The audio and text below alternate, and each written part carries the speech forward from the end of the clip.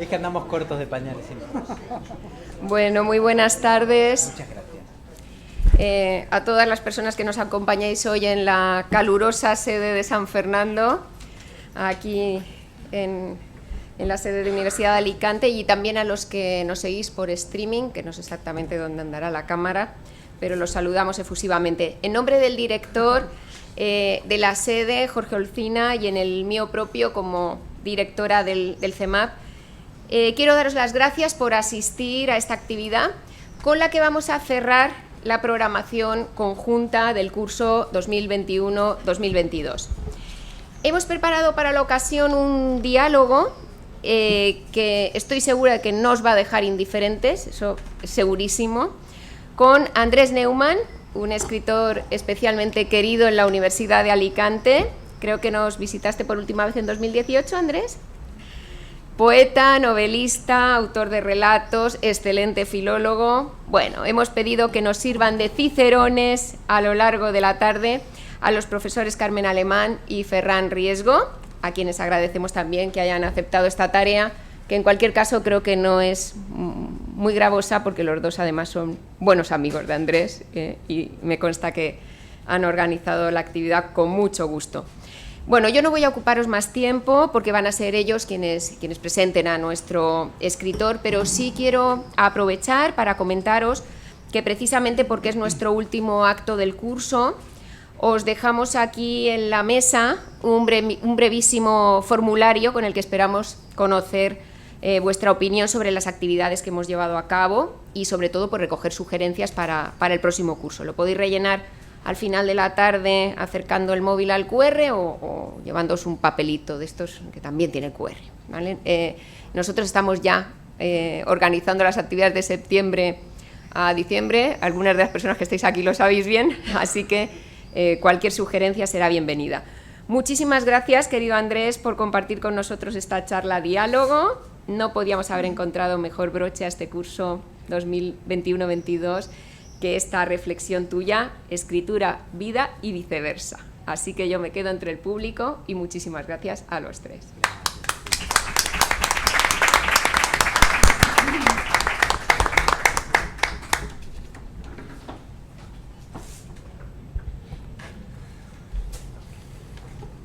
Sí. Bien, buenas tardes a todas y todos y muchísimas gracias por venir a este acto que hemos anunciado con tiempo, pero quizá no con muchísimo tiempo. Sé que alguna gente estaba preguntándome, a mí incluso personalmente, ¿cuándo es? ¿Dónde es? Pronto, ¿A qué hora? Bastante pronto. Inminentemente. Así que muchísimas gracias. Estoy muy contento de estar aquí en esta mesa, primero porque me acompaña por un lado Carmen Alemán, o la acompaño yo, no sé, nos acompañamos todos, que fue mi directora de tesis, y aunque coincidimos en muchos sitios, Carmen, pero en esta disposición hemos coincidido muy poco en realidad, así que me hace mucha ilusión. Para quien no la conozcáis, Carmen es catedrática de literatura hispanoamericana aquí en la Universidad de Alicante. No sé cuánto quieres que alargue tu currículum o si quieres que lo alargue muy poco. No, nada. ¿Poquísimo? Bien, si alguien no la conociera, buscadla en internet, encontraréis muchas de sus publicaciones y muchas de las cosas que hace, que este año han sido muchísimas además. Y me acompaña también, por supuesto, Andrés Neumann, a quien creo que todos y todas conocéis. De todas formas, para cumplir con los trámites habituales, voy a hacer una brevísima presentación.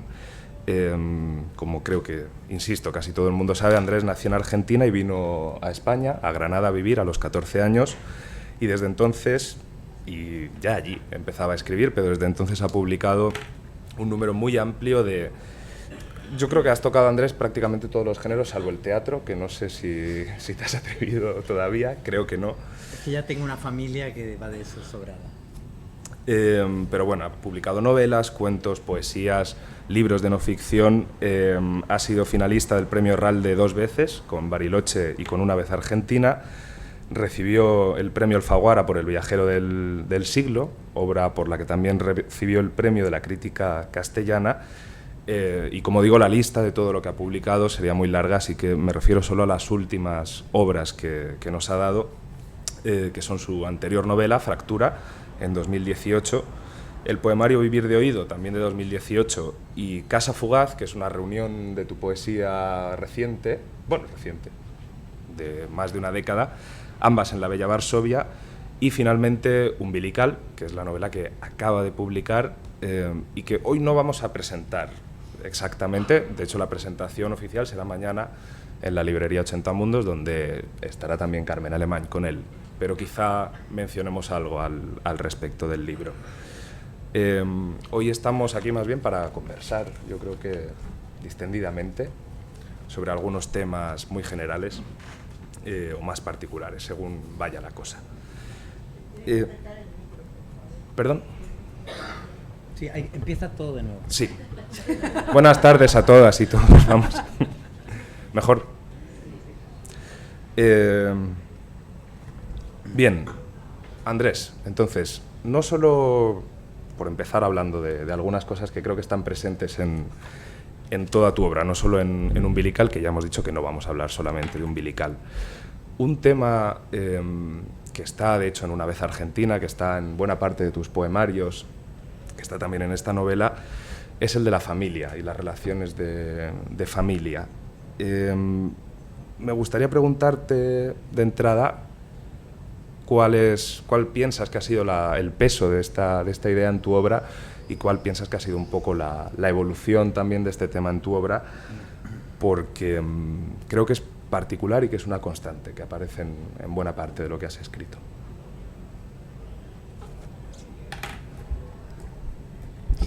Bueno, muchísimas gracias, muy buenas tardes. Feliz de volver a casa, porque Alicante es un poco casa y su universidad es una de mis habitaciones preferidas. Me considero no bien acompañado. Lo siguiente, hay compañías que ya son en sí un discurso, así que si fuera por cariño y admiración, podría guardar silencio perfectamente y ya estaría todo hecho. Pero para ustedes que están pasando calor y han venido hasta aquí, sería conceptualmente interesante, pero un tanto inquietante a efectos escénicos, así que vamos a decir algo. Pero quería decir con esto que haber venido hasta aquí y tener esta compañía de Beatriz, de Ferran, de Carmen y de mucha de la gente muy querida que ha asistido, para mí ya sería suficiente.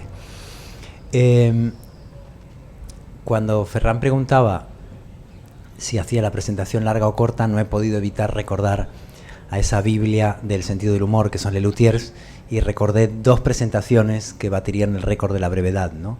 Una es abrir la carpeta esa roja, ¿no?, como un poco sagrada, que Marcos Munstock, que en paz descanse, miraba fijamente como si fuese un oráculo, y muy lentamente paladeó dos palabras sobre nuestra invitada y muy lentamente articulaba la siguiente frase: realizó estudios.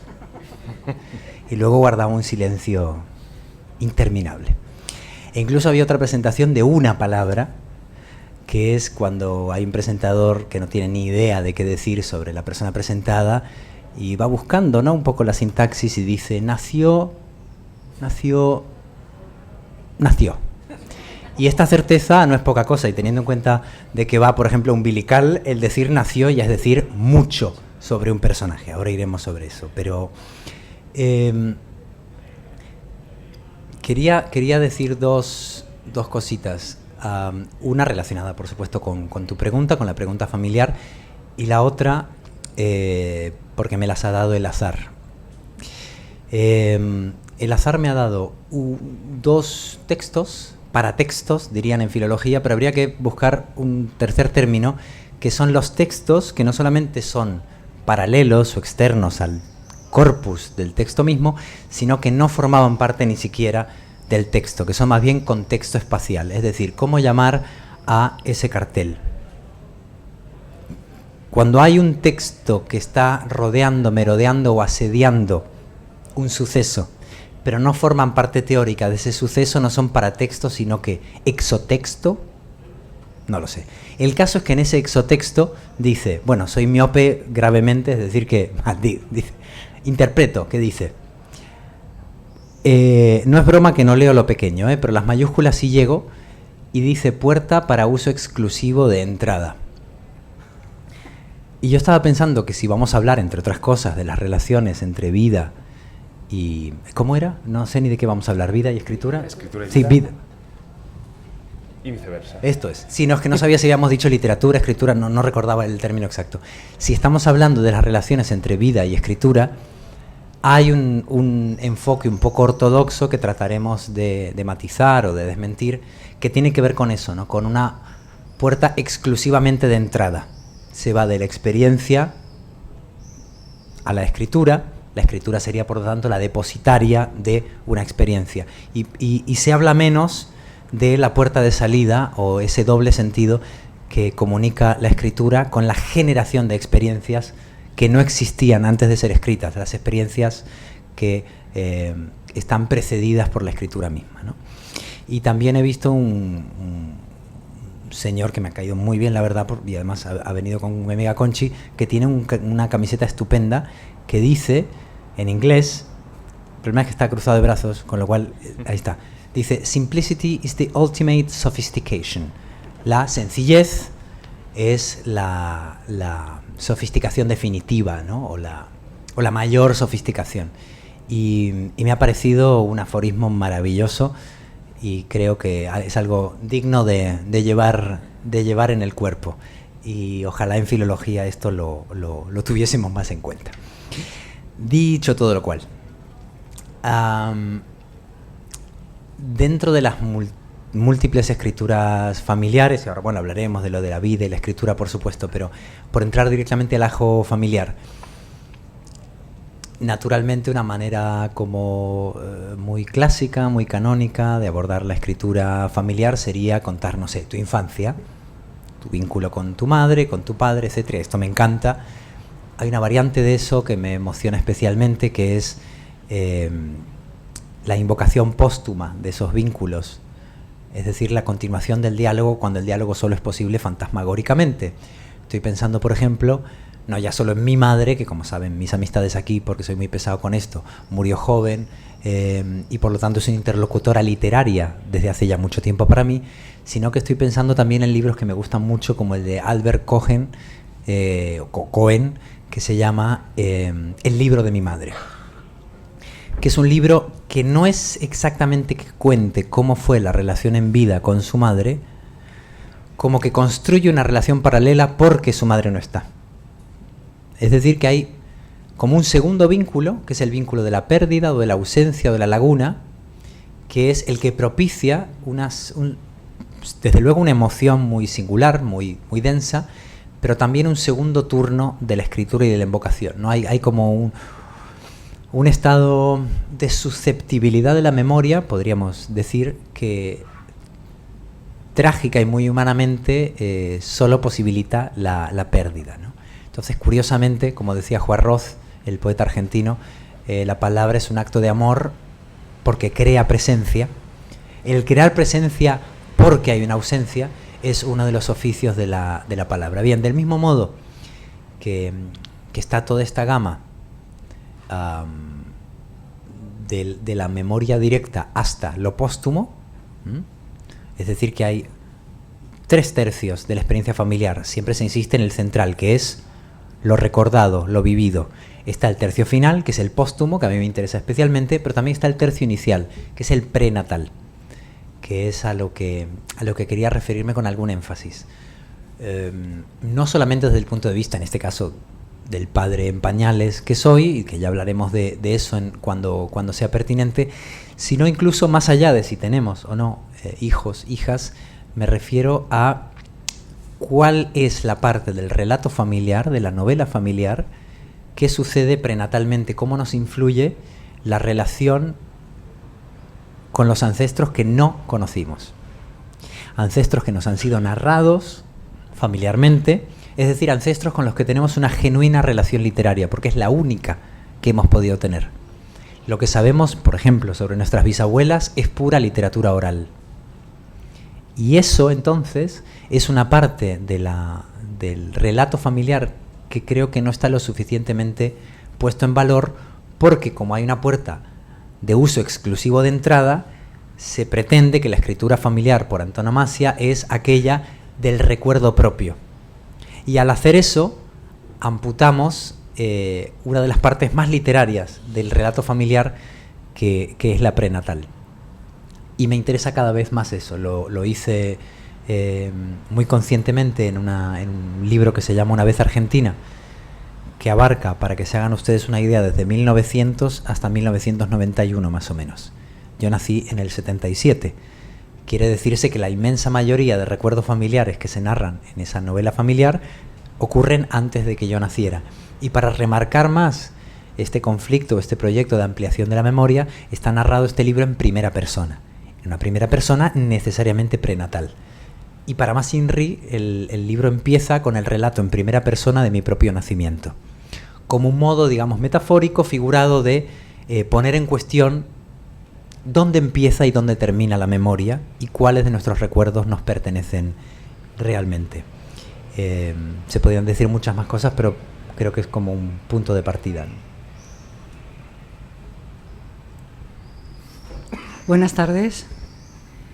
Para mí es un placer tener a Andrés Neumann aquí, porque lo quiero mucho y él lo sabe. Andrés lo conozco desde que tenía... Te quiero. Mucho, mucho además. Andrés lo conozco desde que él tenía unos 20 años. La primera vez que lo vi estaba jugando al billar en un bar.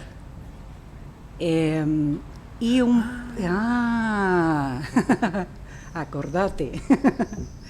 Estaba jugando al billar y un profesor de literatura latinoamericana, porque era un encuentro de estudiantes y de profesores de literatura latinoamericana, y un profesor me comentó que dice, mira, ese chaval que está jugando ahí es una eminencia. Yo lo vi, ¿no? Así tan jovial, tan guapito él, tan agradable y demás. Y efectivamente, después lo escuché hablar en ese mismo congreso sobre el tango, y lo que expuso allí Andrés fue de tal calibre que yo de verdad me daba de bruces pensando cómo una persona tan joven podía tener esa cultura, esa amplia experiencia siendo todavía tan joven, ¿verdad? Poco tiempo después él empezó a ganar premios y se hablaba del joven escritor. Siempre se habla del joven escritor porque tiene esa apariencia tan joven, tan jovial, que siempre se cree que uno es joven. Él ya ha dicho el año en el que nació, pero por los años que tiene y los premios que ha ganado es realmente un caso bastante particular, Y es que Andrés tiene algo que a mí personalmente me gusta mucho, y después le preguntaré sobre eso, la capacidad de moverse en diferentes géneros literarios. O sea, no hay género literario que se le resista. Y cuando tú estás leyendo la poesía de Andrés, estás viendo ahí elementos narrativos. Y cuando estás leyendo la novela o los microrrelatos o los cuentos de Andrés, ves ahí tantísimos elementos poéticos que tiene esa capacidad, que es una de las características más relevantes de la última narrativa latinoamericana, pero yo diría que también occidental. En este libro que acaba de publicar Umbilical, es de una belleza extraordinaria, ¿no? Las metáforas que utiliza, los aforismos que parece que se están dando ahí, son de verdad estremecedores, ¿no? O sea, el padre que está esperando que llegue ese hijo. Y eso me hizo recordar otra ocasión en que Andrés vino a la universidad, porque Andrés siempre ha sido muy generoso con la universidad, y eso quiero recalcarlo. En los tiempos de penurias, Andrés venía porque sabía que aquí tenía su casa, como él ha dicho, tenía un solo amigo, y si podíamos le pagábamos un platito de paella, ¿no? En una de esas ocasiones, él dijo, junto con un escritor valenciano, que fue unos encuentros que organizábamos Pilar Blanco, que seguramente estará mañana, y yo, Andrés, no sé si fue casi al final o a lo largo de su intervención, dijo, voy a leer un poema, no tengo hijos, pero si tuviera una hija, yo le he escrito este poema, y si tuviera un hijo, yo le he escrito este poema, ¿no? Entonces no tenía hijos, pero ahora ya tiene un hijo. De manera que son cosas que el azar, que es tan sabio, como estábamos comentando antes, va uniendo, ¿no? Bueno, no quiero extenderme mucho más. También estoy pues muy a gusto aquí en esta mesa porque está Ferran. Ferran fue un alumno muy brillante, así que estoy sentada junto a dos hombres muy brillantes. Y además pues hizo la tesis doctoral conmigo y ahora es compañero del departamento, con lo cual estoy muy contenta porque yo sé que él aprecia también mucho a Andrés y estaba muy feliz desde hace meses de saber que Andrés venía aquí. Después de todo el rollo que me he echado, porque lo tenía que decir y porque me apetecía decirlo, ya tengo una edad para decir las cosas, el tiempo que haga falta, pero ya le voy a dejar la palabra. Como estamos con lo de vida y literatura, voy a hacer una pregunta muy elemental, pero quiero escuchar la respuesta de boca de Andrés. ¿Tú crees que la vida es mejor con la literatura?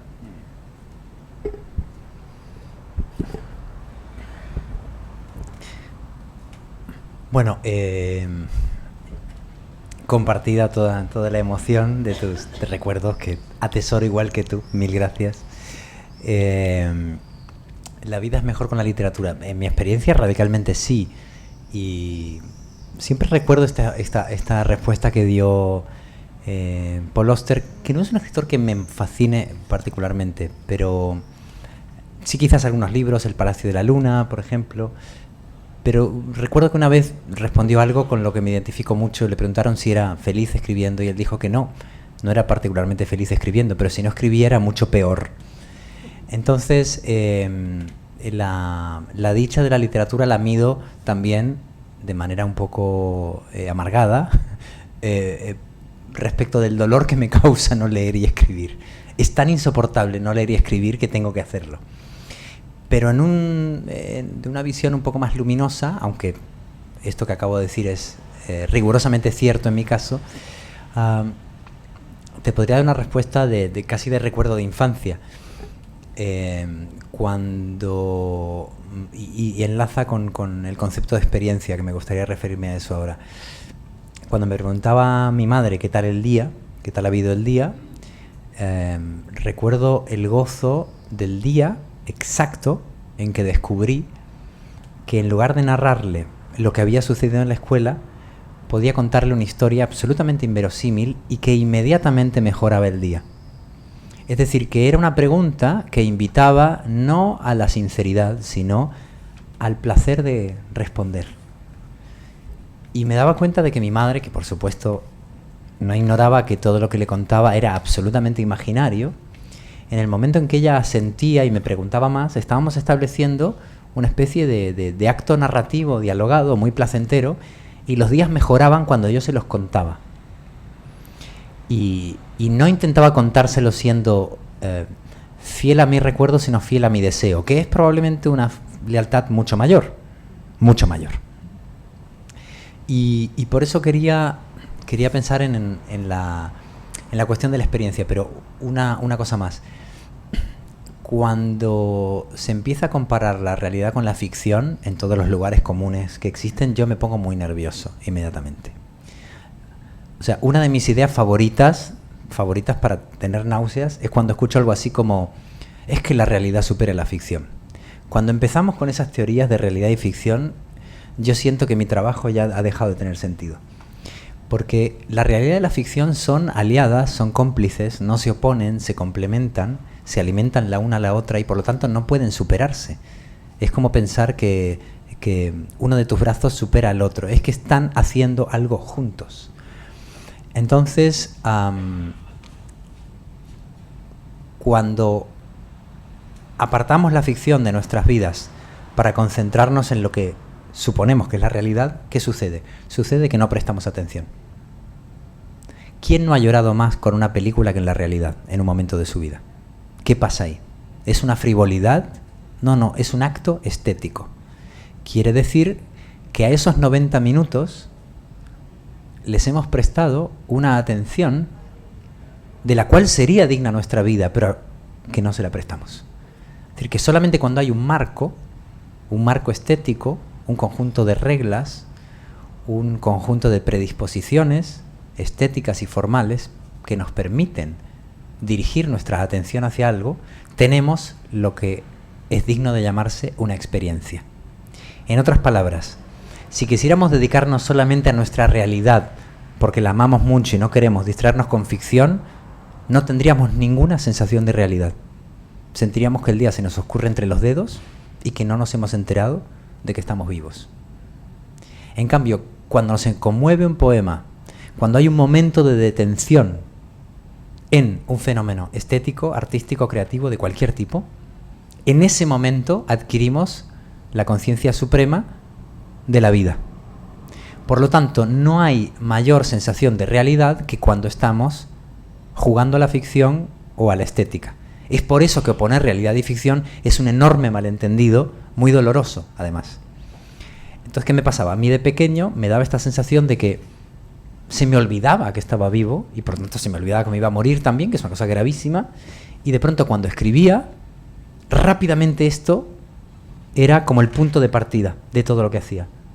La gratitud, la emoción y el miedo de la vida y la inminencia de la pérdida. Es decir, que era un estado de lucidez con respecto a la propia realidad que no conseguía cuando estaba dedicándome a la presunta realidad. Entonces, así de importante creo que es en mi caso, la literatura, pero puede ser cualquier otra vocación.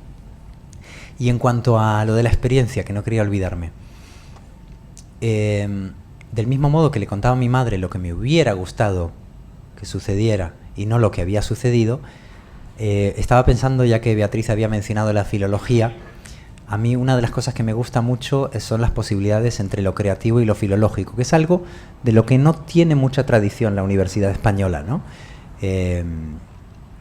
Todavía. Y entonces podemos pensar que algo tan escolar, tan básico, como son los modos subjuntivo e indicativo, nos dan una pista de las posibilidades de la escritura y las posibilidades de plasmar la experiencia. Es decir, no se narra la experiencia solo en indicativo, se narra también en subjuntivo. Y la experiencia subjuntiva es probablemente la más importante de todas. Nuestro comportamiento no está guiado solo por lo que hacemos, sino por lo que deberíamos haber hecho y no hicimos, por lo que quisiéramos hacer y todavía no hemos hecho, pero queremos hacer, o por lo que si hubiéramos hecho nos habría llevado a, es decir, que el deseo, el miedo, el arrepentimiento, todos los modos subjuntivos de la emoción son los que guían nuestro comportamiento. Es decir, somos muy poco indicativos. La vida práctica es indicativa, pero la estructura de nuestra personalidad es bastante subjuntiva. Entonces, si extendemos esto hacia un modo de narrar, pensar que la vida se escribe en indicativo, es decir, cuéntame lo que recuerdas de tu autobiografía, sería una manera pobrísima de entender la escritura autobiográfica. Lo autobiográfico es lo que no nos pasó. Y es tan doloroso que no haya pasado. Por ejemplo, a partir de cierta edad, la escritura autobiográfica se llena de pluscuamperfecto por un lado, ¿no? Algo que está muy, muy lejos, y de este subjuntivo terrible, ¿no? De la conciencia de que nunca harás ciertas cosas o deberías haberlas hecho. Y se escribe muy poco, digamos, en los modos y tiempos que le atribuimos a la realidad. Y bueno, siempre de manera instintiva me ha traído esto y ahora de manera un poco más articulada quizás lo puedo intentar teorizar, pero me doy cuenta que desde pequeño, que es a lo que voy, sentía que había algo muy genuino, muy propio, en escribir lo que no, lo que quizá, lo que qué pena que no, lo que ojalá no suceda, que eso me pertenecía tanto como el acta notarial de lo que se suponía que había sucedido. Claro, luego además en el momento en que la novela familiar se complica o la novela conyugal se complica, ves que lo que crees que te ha sucedido y puedes levantar acta notarial, de eso nada. El experimento definitivo, empírico con esto es: pregúntale a una pareja por qué ha roto y pregúntale a cada una de las partes que levante un acta notarial indicativa de los hechos. O pregúntale a una madre y un padre, o a niños por un lado y a padres y madres por el otro, cómo fue tal evento, o incluso a hermanos, que esto también me fascina, ¿no? La diferencia, la divergencia de recuerdos entre hermanos de edades similares es una cosa misteriosísima. No estabas allí, sí estaba allí, no, por eso lo dijiste tú, eso lo hice yo. Incluso la atribución a veces que... O sea, mi padre permanentemente me atribuye la biografía de mi hermano y viceversa, y esto me parece algo muy literario, en la medida en que ni siquiera cuando tratamos de ser fidedignos a los hechos, si se pudiera, si fuese interesante, nos topamos con la cualidad invencible del punto de vista, de la perspectiva, de la subjetividad, incluso cuando honestamente hay un intento de narrar lo que recordamos. Es decir, que nuestra memoria, incluso la indicativa, es pura literatura.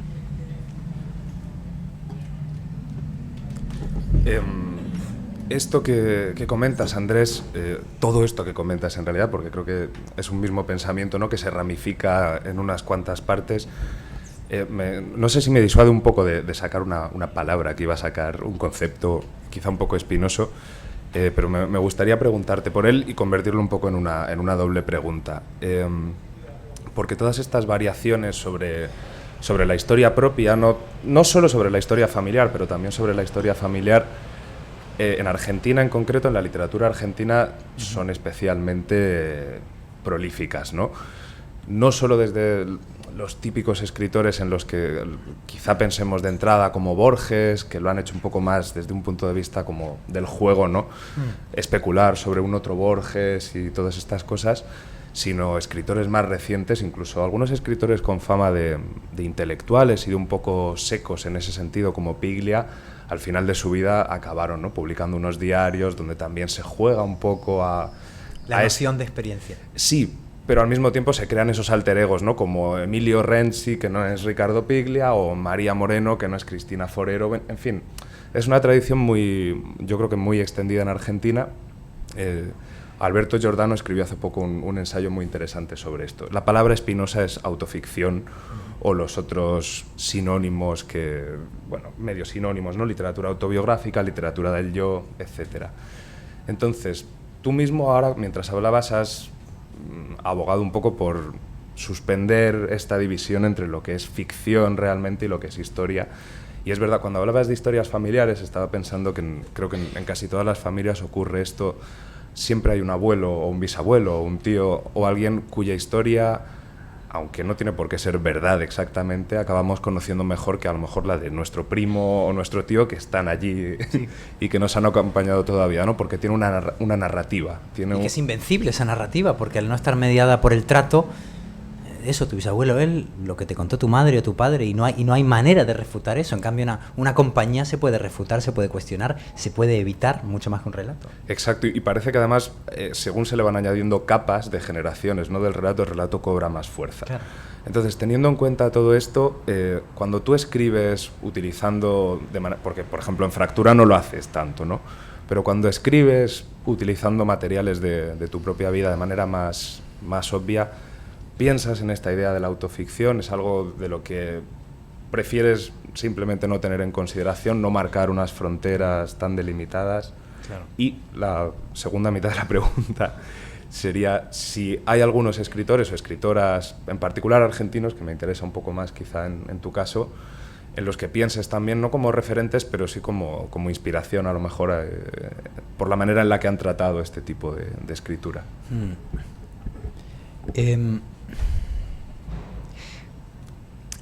Es curioso porque, o sea, yo soy muy entusiasta de la ficción como modo de escritura,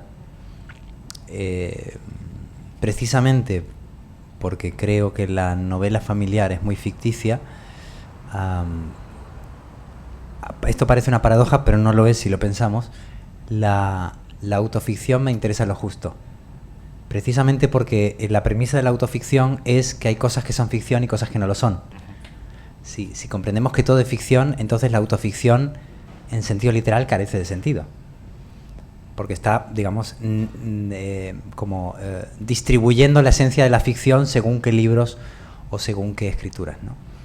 A mí me gustan mucho las historias aparentemente salidas de la nada, que aparentemente no tienen que ver con la propia biografía, pero es que creo que lo están en segundo o tercer grado. Pensando de nuevo en la metáfora de la puerta de entrada y salida, creo que en toda escritura que tenga, iba a decir vigor, pero incluso diría verdad, toda escritura que tenga una carga de verdad, entendiendo por verdad, verdad emocional, verdad simbólica, es decir, que sintamos que nos está diciendo algo acerca de nuestra propia vida, de nuestras propias emociones. Eso es para mí en qué consiste la verdad. Es necesario entrar y salir de esa puerta muchas veces. Lo visualizo más como un puente. Un puente es la orilla de la autobiografía o de lo que pensamos que es experiencia directa, y la otra orilla es de lo imaginario, lo ficticio, los otros mundos, la capacidad fabuladora. Cada tradición tiene su manera de nombrar lo que creemos que no sale de nuestra experiencia directa. Pero curiosamente creo que la clave no está en la elección entre esas dos orillas, sino en la manera en que gestionamos el puente entre ellas. Mi manera de gestionarlo es que cuanto más aparentemente remota es la historia que estoy escribiendo, cuanto más sensación de invención tengo, y un ejemplo muy claro quizás de un libro que quizás alguien aquí en la sala haya leído, que es El viajero del siglo, la premisa es como siglo XIX, entre Sajonia y Prusia, una ciudad imaginaria. No puede ser mi autobiografía, porque, claro, difícilmente un hispano-argentino de finales del siglo XX haya nacido en la Sajonia de principios del siglo XIX y haya tenido trato personal con Schubert. O sea, como que de entrada no puede ser, ¿no? Y no, pero sí.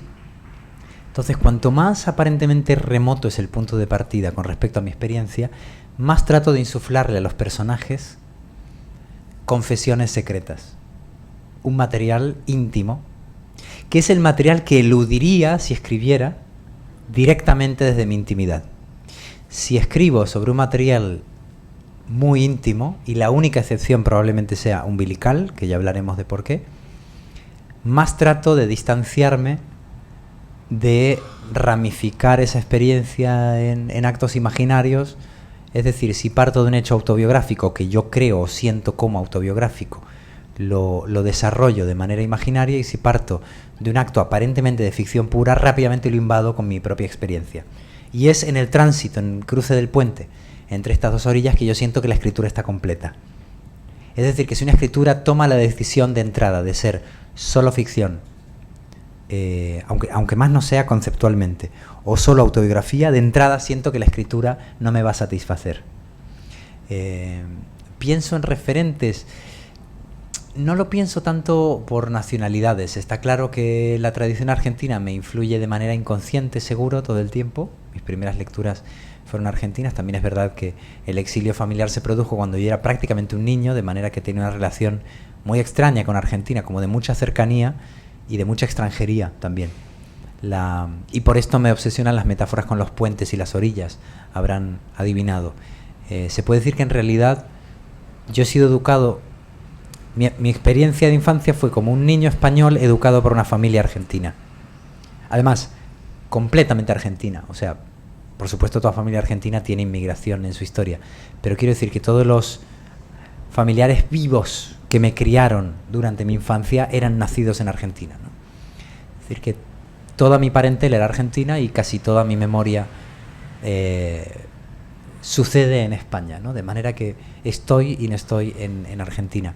Eso es una manera también, es una parte de la tradición argentina, porque sabemos que Argentina, y es de lo poco que me puede inspirar algo vagamente parecido al orgullo nacional, del que desconfío muchísimo en todas sus variantes, sería cómo la tradición literaria argentina, quizás por haber sido tan migrante, de ida y de vuelta, fundada por inmigrantes cuyos descendientes emigran, ha sido capaz de incorporar como propia literaturas de otras lenguas y a gente de otros lugares. Por ejemplo, el papel que cumple para Borges, Paul Grusac, en la tradición literaria argentina, o un caso mucho más vigente hoy, que es el de Gombrowicz, la manera en que Witold Gombrowicz, este escritor polaco que nunca escribió en español a pesar de vivir buena parte de su vida en Argentina, no es ya solo que no era argentino, es que no se molestó en escribir en otra cosa que en polaco, y Argentina, esto es lo interesante, lo considera parte de su tradición literaria nacional. Hudson también, ¿no? Hudson, Sí. Hay muchos ejemplos, claro, Ocurre mucho. como olvidados, y quizás el de Gombrowicz es como el que sigue gravitando, ¿no? Hasta tal punto entendió la literatura argentina Gombrowicz, que cuenta la leyenda, seguramente es mentira, como todo lo que incumbe a Borges. Cuando abandonó Argentina, sus últimas palabras a sus amigos, se supone, fueron maten a Borges, como una profecía de la ubicuidad que Borges estaba destinado a ocupar, esta especie de colonización del imaginario literario de Borges, y Gombrowicz, pues, de algún modo pedía que matasen al padre, ¿no? Que es una idea muy de Gombrowicz. En fin, a lo que voy es que no lo pienso mucho en términos nacionales, más que me encanta Piglia, admiro muchísimo sus reflexiones en los diarios, la manera en que rápidamente Piglia detecta el artefacto literario del texto diario. Dice una cosa, a ver, las grandes verdades son tan evidentes que no las vemos hasta que la poesía las señala, ¿no? En ese sentido, el misterio es la carta robada de Poe, ¿no? Eso es el misterio no es el más allá. Por eso yo soy muy mal espectador del terror de ultratumba, de todas estas cosas, ¿no? O de otros mundos, de naves espaciales. Entiendo que hay un público para eso enorme y he disfrutado muchas veces de esos géneros, pero en el fondo todo me genera un gran escepticismo porque creo mucho en que el misterio está como a 30 centímetros, ¿no? O sea, como que no necesito que venga alguien de Marte a explicarme lo incomprensible que es el mundo, porque tengo esa sensación en el sofá de mi casa. Entonces, pues, digo, Piglia descubre un misterio que es casi una tontería y por eso es genial. Y es que la estructura del diario dividido en días, y los días en semanas, y las semanas en meses, y los meses en años, le impone un molde a la experiencia absolutamente artificial y que condiciona por completo la escritura, el punto de vista, el punto de partida, ¿no? Querido diario, hoy ha sucedido, ¿y por qué hoy? ¿No? O ayer, ¿qué pasa? ¿Que la experiencia se organiza en 7 días a la semana? ¿Y por qué no se organiza, no sé, en instantes? ¿Por qué una entrada no es, en mi vida he tenido 7 instantes? Ningún diario es así, ¿no? Como que los diarios tratan de respetar el molde del calendario, y esa es la gran maniobra literaria y artificial en la que no caemos, de tan obvia, por lo que nada de lo que se narra en un diario se puede parecer a la experiencia íntima, porque la experiencia íntima no se organiza por el calendario. Nuestra agenda de quehaceres sí, pero lo que nos constituye, lo que configura nuestra identidad, no sé qué forma tiene, pero la forma de 365 días al año, de 24 horas cada una, seguro que no. Y esto reflexiona Piglia muy bien, no sé si es en el segundo tomo, o en el primero, no me acuerdo, pero me encanta, ¿no? Y María Moreno, sin ninguna duda, que es genial. Pero más que este autor o autora, o este corpus de textos, creo que lo que me ha influido es una memoria familiar muy, muy argentina, que es como un motor, ¿no? Que merodea tus quehaceres, ¿no? Que es como un ruido de fondo que completamente va envolviendo tus palabras, hasta que se va, esperemos, cuando aparca. Sí. Bueno, está muy bien porque es una prueba de que entre la afuera y la adentro no hay ninguna diferencia, no hay más que una ventana abierta. No, decía que lo que más me ha influido desde el punto de vista argentino sería mi familia. He dicho que todos mis ancestros vivos habían nacido en Argentina, pero si rebobino un par de generaciones más, me topo con una extranjería maravillosa, y es que mis 8 bisabuelos y bisabuelas, 8 de 8, fueron extranjeros y hablaron una lengua distinta de la mía. Entonces no hay, si retrocedo un siglo, no hay una sola persona de mi familia, de mi sangre, que hubiese nacido en el mismo lugar y o hablado mi lengua. esa certeza me ha influido enormemente en mi vida, y esa manera un poco impura, un poco fronteriza de entender la literatura también. Así que más que una bibliografía, la influencia argentina tiene que ver con una manera en que las familias y las lecturas se han configurado por las circunstancias históricas del país. Pues hablas bastante bien español. El granaíno lo hablo mejor. El granaíno mejor, ¿verdad? Andrés, yo quería preguntarte algo que a mí me gustan mucho los procesos de creación, ¿no? Sí. De las obras. O sea, ahora te voy a preguntar como tu vida como escritor. Cuando te viene, o sea, decía en mi intervención anterior que tú escribes en prácticamente casi todos los géneros literarios, y hoy en día podemos hablar ya o todavía de géneros literarios, ¿no? Cuando te viene una idea a la cabeza, ya sabes por dónde voy, ¿no? ¿Cómo sabes que eso sirve para un poema, sirve para un micro, sirve para un cuento, sirve para una novela? Claro, ya sabemos que la novela tiene toda una extensión, pero también parte de una idea o de varias ideas, ¿no? O sea, ¿en qué punto tú logras dilucidar dónde va cómo va a ser ese tipo de escrito? Y unida a otra pregunta, es si tú revisas mucho los textos, si tienes... O sea, ¿cómo es tu proceso creativo? ¿Cómo nace esa idea? Y hasta que llega al libro publicado, me gustaría saber cómo encaminas, ¿no? Toda esa vereda llena de palabras, ¿no? Llena de ideas, ¿no? Bueno, muy jugosas esas preguntas. Se oye bien, ¿no? Porque digo, no, es que si cerramos, el problema es que yo creo que va a haber más de un desmayo, y no precisamente por afinidad literaria. A mí me encantaría que ustedes se desmayaran por afinidad literaria, pero creo que sería por otras razones. Entonces, venga, buen viaje, ¿eh? Te lo has ganado. Venga, hasta Gandía no pares. Bueno, a ver. Empezamos por el tema del género. Creo que, igual que hablábamos de los modos subjuntivo e indicativo de pensar la vida, de cómo hay un vínculo entre gramática y emoción de la que no se habla lo suficiente, creo, ¿no? Es como que la gramática es una cosa aburrida en la escuela o una materia para filólogos, sino como el molde de nuestros afectos, que es lo que creo que es. Del mismo modo, podríamos pensar que hay accidentes de la lengua o limitaciones o características de cada lengua, no solo de esta en la que estoy hablando, sino de cualquier lengua, que condicionan mucho sus posibilidades literarias.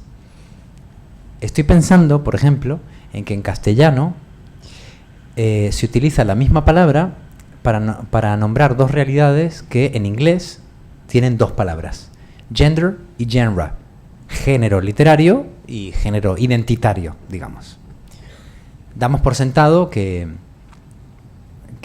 es, como se diría en filología, una anfibología, pero lo cierto es que hay idiomas que separan perfectamente. Una cosa es el género literario y otra cosa es el género identitario. Ese equívoco no es ni siquiera conceptualmente posible en inglés. Y en cambio, en castellano es muy fácil preguntarse por las implicaciones entre una cosa y otra. Cuestionar el género literario, cuestiona el género identitario, cuestionarnos el género identitario, ¿nos lleva a escribir en un género literario distinto? Yo creo que sí. Creo que el cuestionar las identidades esenciales en lo personal, en lo íntimo, en nuestra vida, nos lleva inevitablemente a una escritura menos esencialista, menos canónica, menos convencida a priori de qué es. Y siempre me ha interesado mucho ese equívoco de cada vez saber menos cuál es mi rol de género en tanto individuo y en tanto escritor.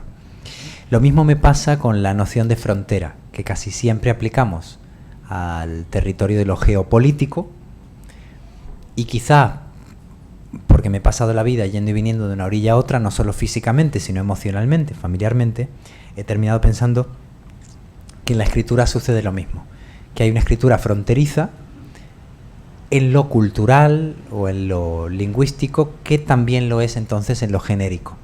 Mi opinión sobre los géneros literarios es la misma que sobre los países. Cuanto más cerca, más vecinos y más confundidos, mejor o más ricos serían, ¿no? O sea, no soy partidario de poner, digamos, grandes alambradas entre la novela, la poesía, poner como fuertes aduanas que fiscalicen qué es un relato, qué es un poema, cuál es la diferencia entre el cuento breve o el cuento largo y la novela breve, o entre el cuento y el poema en prosa. Me parece que el no saberlo es una bendición. Se pueden hacer distinciones, por supuesto, pedagógicas, pero son solo eso, ¿no? Distinciones pedagógicas para tratar de abordar la materia, pero no creer que son realidades en sí, como la son la diferencia entre una sandalia y un zapato, ¿no? Y respecto de eso pienso en la forma de las ideas. Siempre me ha gustado mucho este verso de Rubén Darío que dice: yo persigo una forma que no encuentra mi estilo. Yo persigo una forma que no encuentra mi estilo. Creo que por un lado hay algo de persecución de la forma que nunca acaba, que me parece mucho más interesante que decir: voy a escribir una novela negra mediterránea con el típico personaje perdedor del... ¿no? Digo, bien, pero es que ya casi no hace falta ni escribirla, ¿no? O sea, ya la propia idea encapsula el libro, ¿no? Como que el libro es un acto burocrático después de saber exactamente qué es lo que vas a hacer, ¿no? En cambio, decir, bueno, estoy escribiendo un libro que a ratos no sé bien qué es, que va a terminar siendo algo, pero digamos que el hallazgo está en el punto de llegada y no en el punto de partida, ¿no? Del mismo modo que es gozoso viajar. Siempre encontramos algo en el viaje. La pregunta es si lo que encontramos es lo que habíamos salido a buscar, ¿no? Y mi idea de los géneros es un poco esa. Entonces, aunque creo mucho en la artesanía de la escritura y por lo tanto sé que hay cuestiones que pertenecen al reino de la novela clásica o de la narrativa tradicional, y que la construcción de personajes es como un oficio que tiene que ver con el narrador clásico, y yo respeto mucho ese oficio y procuro aprender de él, siempre hay una parte de mí que trata de emborronar lo más posible los límites. Casi siempre, respondiendo a tu pregunta, querida Carmen, me viene una idea con su forma y su aparente atribución genérica, pero eso no es ningún milagro, ¿no? Es puro entrenamiento. O sea, si estudias fotografía, me imagino que tus ideas vienen ya con una iluminación, con un encuadre. O sea, yo cuando he visto trabajar a gente de la fotografía, más que decir, este sería un lugar bonito para hacer una foto, lo que ven es una foto.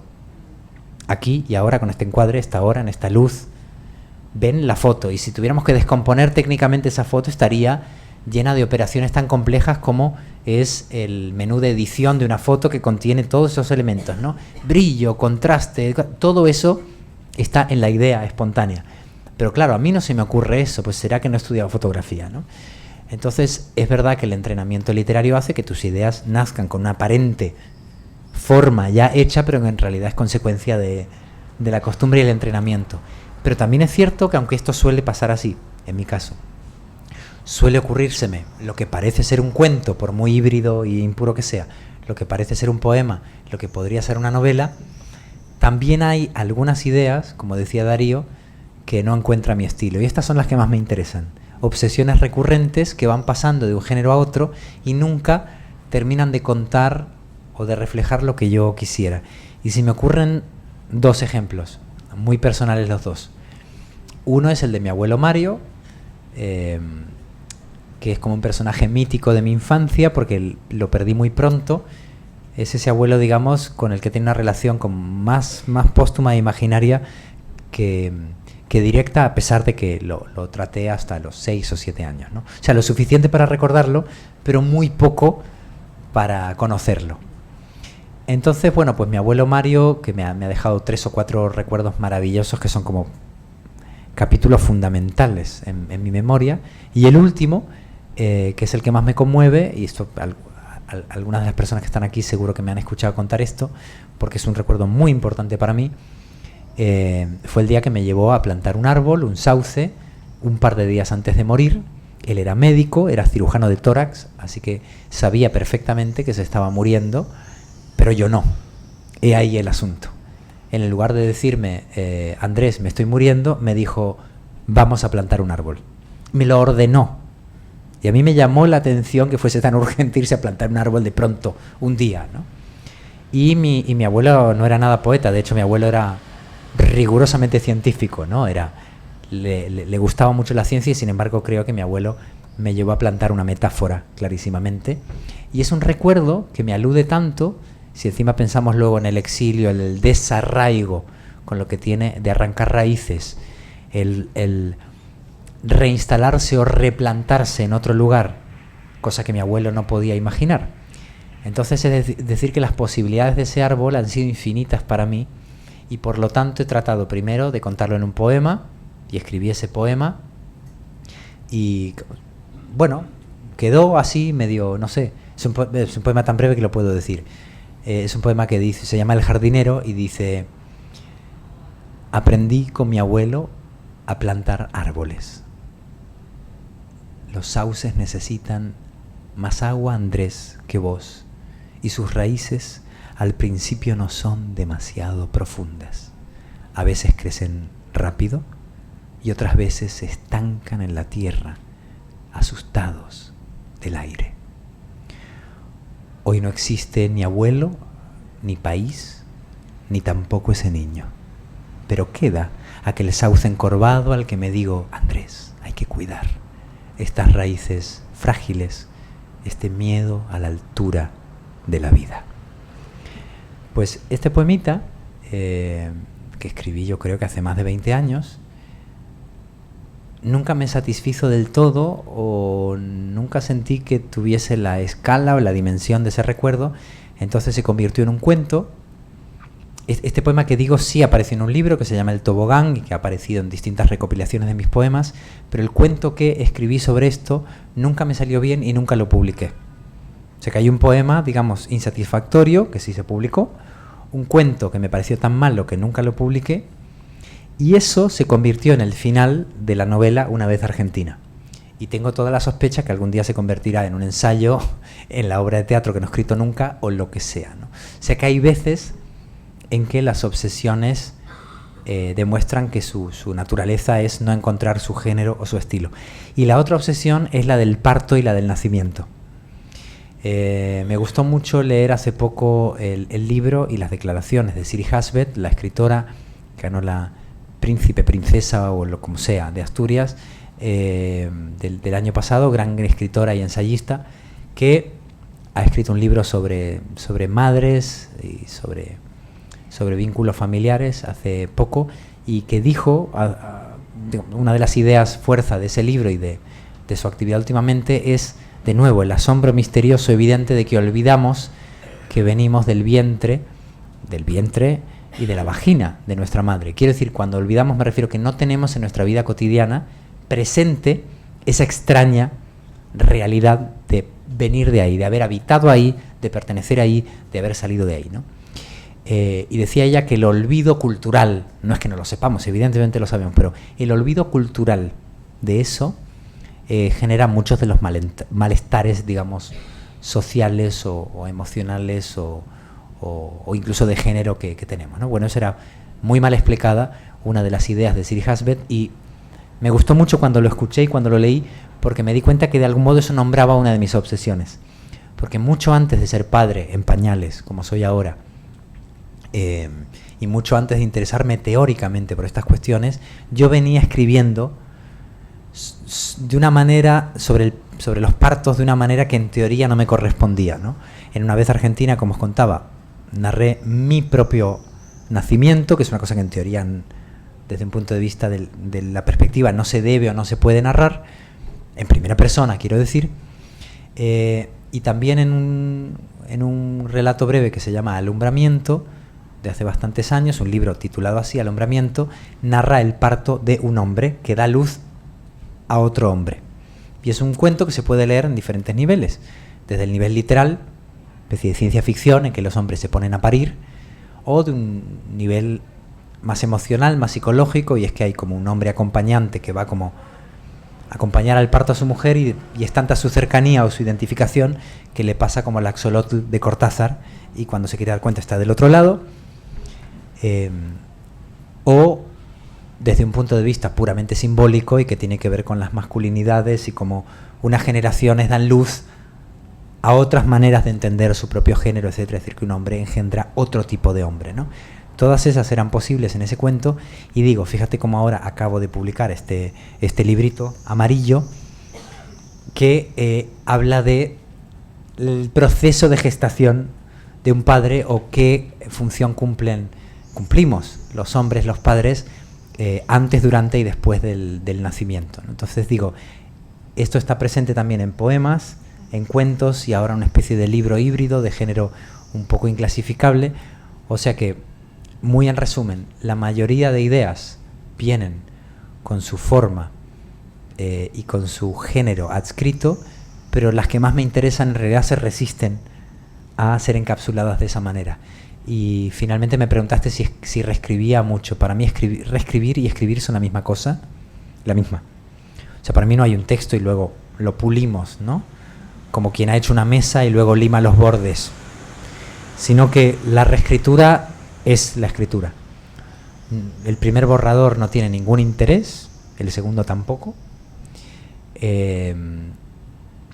La palabra corrección se me queda corta, porque parece como que algo ya está casi bien y solo necesita un pulido, ¿no? Creo que los textos nunca están bien, por empezar, y está bien que no lo estén, pero sobre todo que poner en cuestión el borrador, que toda la literatura sea borrador, me parece la única forma seria de trabajar la literatura y por lo tanto soy muy inseguro, dudo hasta el último instante, incluso después de publicar me parece que sigue estando mal. Muchas veces lo reescribo después de publicarlo y se reedita cambiado y creo mucho en que un texto no se termina nunca y que la reescritura no es más que la suma de capas, de momentos, de puntos de vista, de emociones y por lo tanto siempre es más rico. O sea, tengo una visión como muy arqueológica o geológica de la escritura. Cuantos más capas, más riqueza, ¿no? Y entonces sí, no es que revise mucho, es que no hago otra cosa. Y no confío en nada en mis manuscritos, nada. Bueno, no sé, son ya las 8:20. Sí, no sé si alguien quiere hacer alguna pregunta, porque estamos embobados aquí escuchando a Andrés. No, a mí me encanta lo que he aprendido contigo. Poca cosa. Mucho. No sé si quieren hacer alguna pregunta. No muerde, ¿eh? Bueno, sí muerdo, pero solo cuando hay motivo. Andrés, que no nos dejes con la intriga hasta mañana, que sabemos que lo vas a presentar, pero cuéntanos un poquito de Umbilical. Vale, mañana vamos a presentar, adelanto ya un poquito, en 80 Mundos a las 7 de la tarde. Voy a acompañar a Andrés para hablar de este magnífico libro. Ya adelanté antes que a mí las metáforas que utiliza, ¿no? Porque es un texto muy híbrido, en realidad. Bueno, yo no soy quien para decir para decir lo que... Eso lo vamos a hablar mañana. Ahora que nos comente Andrés cómo surge este libro, qué es lo que hay, para dejarlo en el punto que sea tan interesante que mañana repitan a las 7 en 80 Mundos. Esa era la idea. Bueno, pues mil gracias por sacar el tema umbilical porque es un libro que me emociona muy especialmente y ahora enseguida entenderán por qué. Y no precisamente porque sea el libro que acabo de publicar. Umbilical es el relato de los meses inmediatamente anteriores y posteriores al nacimiento de mi hijo. Y en principio fue un proyecto que surgió de manera muy espontánea y no pensé nunca en publicarlo al principio. Era una forma simplemente de hacerle un regalo de vida, una celebración de vida a mi hijo y entregarle la narración de todos esos momentos que nunca va a recordar. Relacionado con esto que decimos de cómo narrar lo no recordado. Entonces, bueno, pues a mí me hubiera encantado que mi madre y mi padre me regalasen un cuadernito que contase cómo empecé a dormir, a comer, a caminar. Y como ni siquiera puedo preguntarle a mi madre, mi padre ya casi no se acuerda de muchas de esas cosas porque hace exactamente 45 años de ellas, pues no quería que me sucediera a mí lo mismo con mi hijo, ¿no? Eso por un lado, en cuanto a proyecto, digamos, familiar, privado, puramente afectivo, que ya era más que suficiente para mí para empezar a escribirlo. Pero luego se fue abriendo una posibilidad, como un horizonte como más colectivo, como más social, si queremos, que era que me empecé a dar cuenta, al tratar de leer algunos libros sobre esto, que hay poquísima literatura sobre hombres y bebés. Poquísima, tirando a ninguna. Hay de padres e hijos, que duda cabe, pero la hay de manera muy acotada y muy reiterativa. La hay a partir de cierta edad, cuando ya hay una interacción claramente verbal y racional con los hijos, aunque hay más literatura de hijos hacia padres que de padres hacia hijos, pero cuando la hay ya es andando la vida, ¿no? Y siempre los roles de ese padre en la literatura, digo, son siempre los mismos. Ya sabéis que el patriarcado es muy insistente y lo es con mujeres sin duda, pero también con hombres. Las mujeres tienen sus arquetipos en la ficción tradicional, quiero decir, que yo sepa son 3: puta, bruja o santa. Todas las demás son como derivaciones o desarrollos de esos arquetipos. Y el padre en la literatura, no casualmente, también tiene unos arquetipos muy limitados. El padre bíblico, padre terrible, el padre ley, al que por lo tanto tendremos que matar, como el psicoanálisis dijo literalmente, y si no ya está la mitología griega, ese padre, digamos, que nos dañó con sus actos y por lo tanto debe ser castigado, al menos narrativamente, vengado. Luego está el padre, que es un padre terrible, no el padre de Kafka. Luego está el padre complementario, que es el padre ausente, el padre fantasmagórico, el padre que nos ha hecho daño por lo que no hizo. Y volvemos de nuevo al subjuntivo, ¿no? Lo que nos hubiera gustado que hiciera el padre no hizo, lo que no debió haber hecho nunca, pero hizo. Pero bueno, el padre ausente, que genera como un dolor como del miembro amputado, ¿no? Y luego está un padre aparentemente más benévolo, pero que yo creo que es muy tóxico también, hablo en la literatura, que es el padre heroico, no sé, Atticus Finch, ¿no? el de matar a un ruiseñor. El padre salvador. Bueno, el cine está insistentemente plagado de esto. Ya cada vez que veo un padre heroico, o sea, cambio de canal, os lo digo en serio. El padre que tiene que salvar a los hijos, a la mujer, a la familia, a su país, al mundo, porque hay muchos padres que no conformes con salvar a su hijo, a su hija, a su mujer, a su tía, a su primo, a su país, a su gobierno, salvan al planeta de verdad, van y salvan al planeta. Ellos dos con sus 2 huevos salvan al planeta. Y se quedan tan anchos y luego encima pagamos por ver eso. Entonces, ese modelo del salvador es terriblemente tóxico, no ya para los salvados, que por supuesto, sino para el propio padre, que de pronto se ve en la obligación de ser el héroe de su hijo, nada menos que el héroe de su hijo, ¿no? Que es como una carga dolorosísima que no te permite compartir tu vulnerabilidad, tus dudas, todo eso que es la verdad desde la cual te relacionas, ¿no? Entonces ese padre que parece más amable que el kafkiano o el ausente es en realidad un padre terrible a su manera. Es un padre, digamos, que tiene que reprimir sus emociones, que tiene que ocultar su vulnerabilidad y que por lo tanto, y esto es lo terrible, el padre heroico está destinado, secretamente destinado a decepcionar a su hijo o a su hija llegado el momento, cuando sepamos que por supuesto papá ni mamá son héroes. Entonces, bueno, pues fuera de estos 3 arquetipos, con los que se puede escribir muy bien también, que duda cabe, porque llevamos como siglos, me preguntaba por qué no está tanto el padre cuidador en el sentido no de salvar, ¿no? Sino del cuidado diario, ¿no? De la ternura, del cuidado de la cosa pequeña, de la crianza, digamos, ¿no? El padre de la crianza. Hay mucha literatura de maternidades, de nuevas maternidades y de no maternidades, de oponerse al mandato social de ser madre, y poco puedo decir sobre eso que no hayan dicho mucho mejor mis compañeras escritoras. Pero hay muy poca literatura de otras paternidades u otros modelos de padres, ¿no? Y muy especialmente hay un silencio sospechosísimo acerca de cuáles son las emociones de un hombre, de un padre, antes, durante y después el nacimiento de su hijo. Y eso era lo que me interesaba escribir, o lo que, mejor dicho, fue revelándose como un costado posiblemente interesante de esa escritura una vez que estaba yo embarcado en esta misión simplemente de tener una conversación futura con mi hijo sobre la parte invisible de su memoria.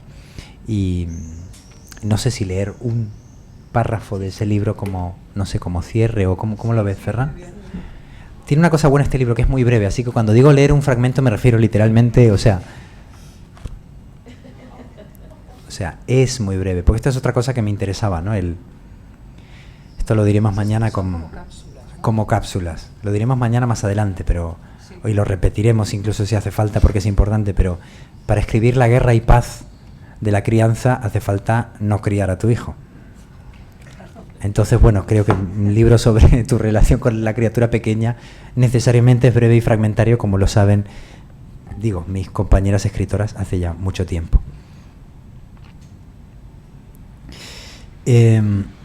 A ver, puedo leer a lo mejor un párrafo del antes y un párrafo del después, y así como que cerramos el círculo.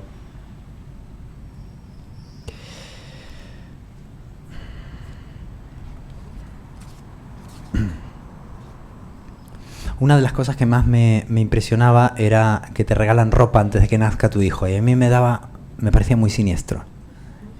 Me acordaba de Hemingway y este fragmento que decía, ¿no? Se venden calcetines de bebé sin estrenar, ¿no? Esta cosa verdaderamente terrible. Es como, bueno, esperemos al cuerpo, ¿no? No vistamos al fantasma todavía. Pero me seguían dando ropa y ropa y ropa. Ha llegado la ropa antes que el cuerpo. Este alboroto de mangas minúsculas. ¿Qué clase de fantasma se viste de antemano? Te echo de menos sin siquiera conocerte. Aún no puedo abrazarte y por eso te abrigo. Acomodo tu ropa, mido tu forma ausente. No estás conmigo ni estás dentro de mí, pero al palpar la tela que te omite, me reconozco. Soy este que te aguarda sin gestarte, un hombre que se extraña de haber nacido hombre, que viste tu contorno y dobla con cuidado, una por una, sus limitaciones. Eso es de la primera parte, que se titula El imaginado, y luego la segunda parte, que se titula El aparecido, que ya narra el cuerpo a cuerpo y el piel con piel con el hijo, con todas sus torpezas y emociones.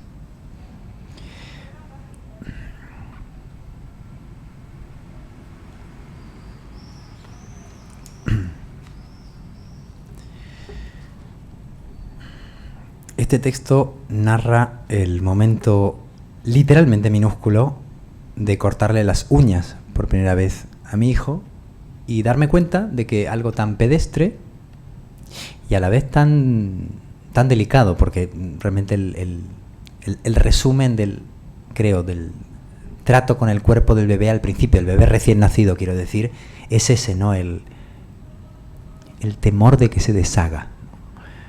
Pues al hacer eso me di cuenta de que, a pesar de que había en ese momento miles de padres haciendo eso mismo, no recordaba ninguna escena de ninguna película, ni ninguna página de ningún libro que narrase un padre cortándole las uñas a su hijo. Quizás lo haya, pero yo no lo recordaba. Y el no recordarlo era parte del problema. ¿Cómo puedes tener todo en su sitio? Tan recién hecho, pero terminado. ¿Dónde estaba el boceto de tus exactitudes? ¿Qué artesanía mínima te hizo? Me dedico a cortarte esas uñas infinitesimales que no comprendo cómo se formaron. Las limo con paciencia inmaterial, las reduzco por briznas, parpadeos, tan capaces de asirse a lo que aman como de hacernos daño o lesionarte, listas para la vida.